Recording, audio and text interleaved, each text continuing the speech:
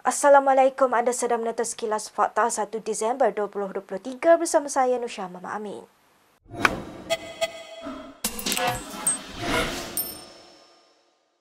Kementerian Luar Negeri tampil menjelaskan isu ketiadaan kerusi buat Sanusi Mak Noor semasa mesyuarat bersama Perdana Menteri Anwar Ibrahim di Al-Star baru-baru ini adalah kerana dia tidak dijemput.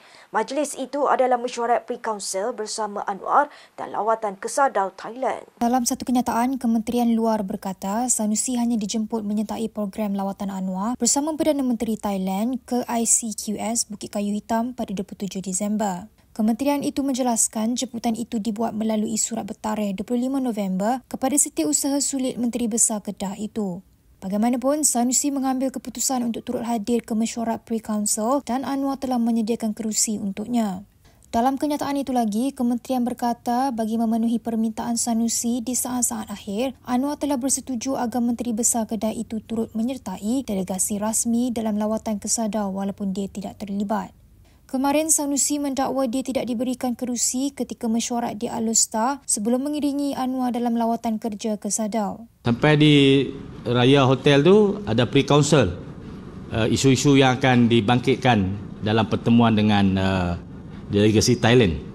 Maka semua agensi dijemput untuk memberikan input. Tapi kerusi MB Kedah tak ada. Saya berdiri ya. Tapi oleh kerana saya nampak saya berdiri itu, saya ucap terima kasih kepada Perdana Menteri yang minta kerusi.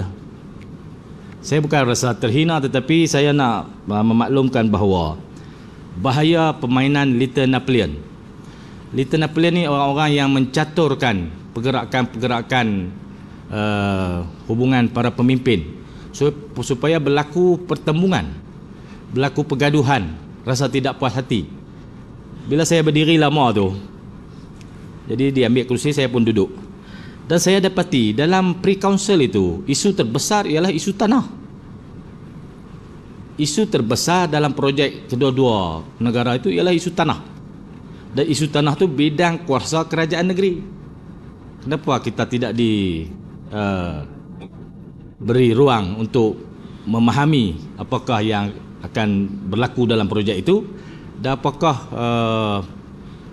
yang dapat kita lakukan untuk mempercepatkan projek itu?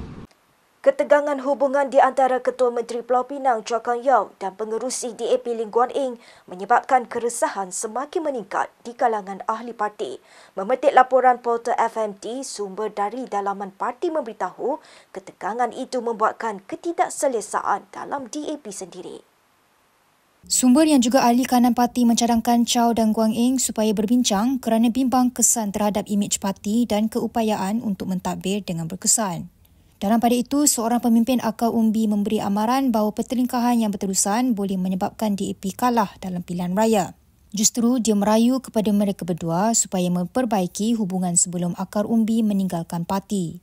Bibit bermulanya pertikaian antara pemimpin berkenaan berlaku selepas Chow bercakap mengenai terdapat rancangan untuk menjatuhkannya sebagai Ketua Menteri.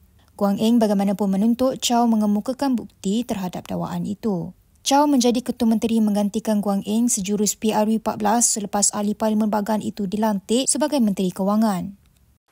Baik, berita seterusnya. SPRM menolak gesaan bekas Perdana Menteri Dr. Mahathir Mohamad supaya membenarkan Aman Palestin menyalurkan dana bantuan 10 juta ringgit bagi membantu rakyat Palestin berdepan musim sejuk. Menurut Ketua Pesuruhjayanya Azam Baki, dana Aman Palestin yang kini dibekukan oleh Badan Anti Rasuah itu tidak boleh dikeluarkan sehingga siasatan diselesaikan oleh pihaknya. Azam berkata siasatan terhadap akaun Aman Palestin ketika ini adalah serius kerana ia membabitkan kepentingan awam. Azam juga menjelaskan gesaan Mahathir itu tidak boleh dibuat begitu sahaja sehingga siasatan selesai, termasuklah sehingga penjelasan diperolehi berhubung penggunaan derma awam berjumlah jutaan ringgit. Semalam, Mahathir menggesa SPRM untuk membenarkan Aman Palestin menggunakan 10 juta ringgit daripada akaun yang dibekukan untuk membantu penduduk di Gaza. Risau dengan kedatangan musim sejuk di Gaza, Mahathir berkata penderitaan akibat kekejaman Israel akan bertambah berat susulan musim sejuk yang melanda. Minggu lepas, SPRM mengumumkan 41 akaun bank Aman Palestin Berhad dan syarikat lain dibeku, melibatkan wang bernilai lebih 15 juta ringgit. Pembekuan akaun itu dibuat susulan dakwaan Aman Palestin menyalahgunakan wang sumbangan orang ramai. Aman Palestin menafikan dakwaan itu membidas SPRM dan mendakwa Suruhanjaya itu menjalankan propaganda untuk membunuh karakter Aman Palestin dan ahli lembaga pengarahnya. Ahli MKT UMNO Muhammad Fuad Zakashi mendakwa keengganan pembangkang untuk berunding dengan kerajaan berkaitan peruntukan adalah berpunca dari pengerusi PN Muhyiddin Yassin.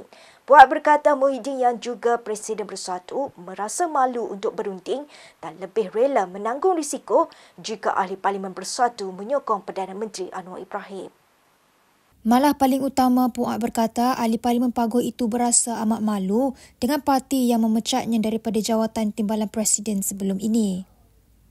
Menurut Fuad, berunding dengan Anwar umpama mengemis pada UMNO kerana Parti Melayu itu adalah pengemudi bersama dalam kerajaan dan Muhyiddin menyedari hakikat tersebut.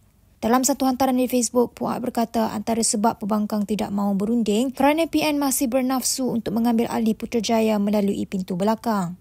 Jelasnya, Muhyiddin juga yakin akan kembali menjadi Perdana Menteri. Rabu lalu, Timbalan Perdana Menteri Fadilah Yusof berkata peruntukan untuk wakil rakyat pembangkang belum dapat ditentukan kerana Ketua Pembangkang Hamzah Zainuddin masih belum berbincang dengannya. Sebelum ini, Anwar mengulangi bahawa peruntukan untuk ahli parlimen pembangkang akan disalurkan jika mereka bersedia untuk berunding dengan kerajaan.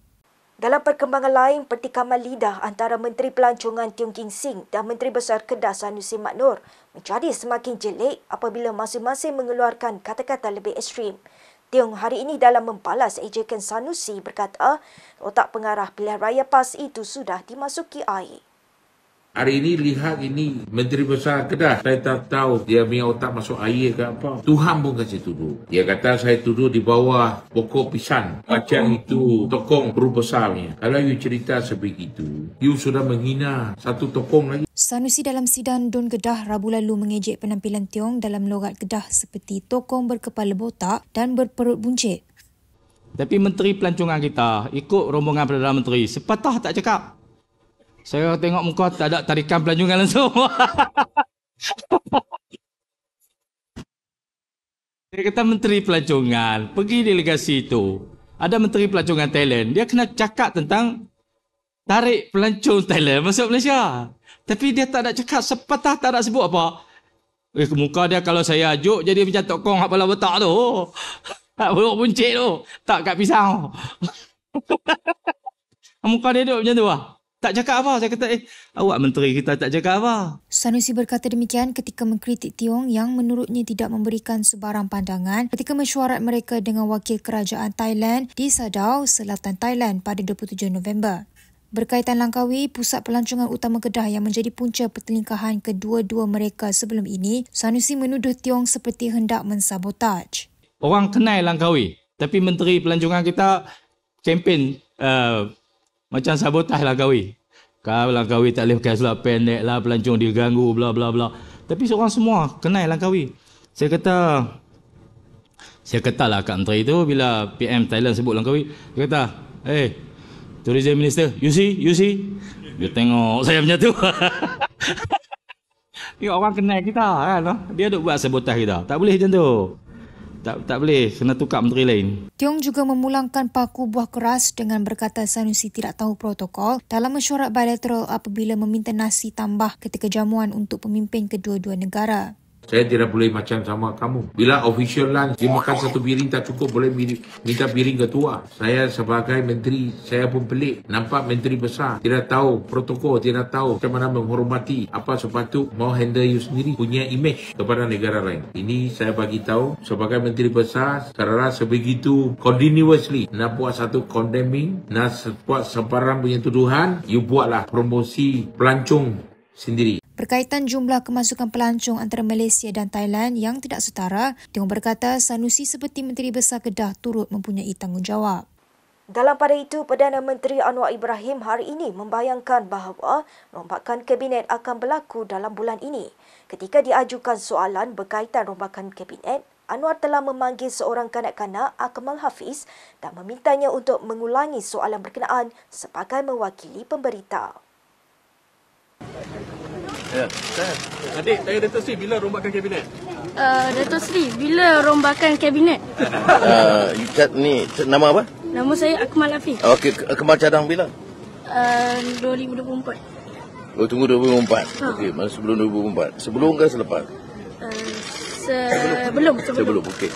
Dia jawab sebelum 2024, saya setuju.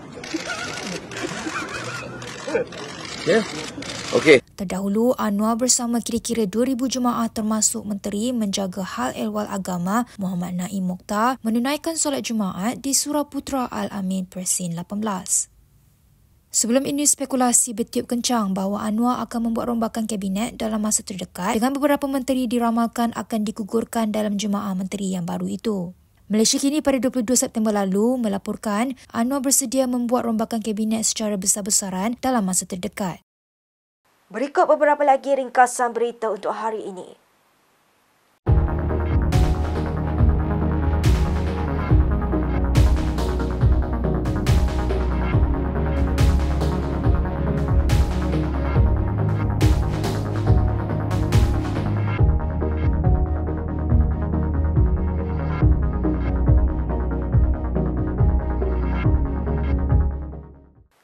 Sekian sahaja daripada saya, Nur Syaham Mama Amin untuk Sekilas Fakta. Untuk lebih banyak berita, anda boleh melayari kinitv.com. Anda juga boleh mengikuti kami di Instagram, Twitter, YouTube dan Facebook. Salam hormat dan selamat berhujung minggu.